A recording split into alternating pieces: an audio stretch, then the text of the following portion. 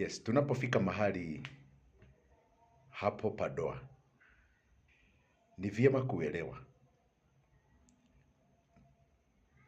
kwamba mwili wa mtu ambaye ameoa ama kuolewa sasa haukui wake. Tuseme mke ama mwanamke akiolewa, sasa huo mwili sio wake tena, na mume akioa, sasa huo mwili si wake tena. Sasa huo mwili wa mwanaume unakuwa sasa ni wa huyu mwanamke, na mwili wa mwanamke ni wa mume.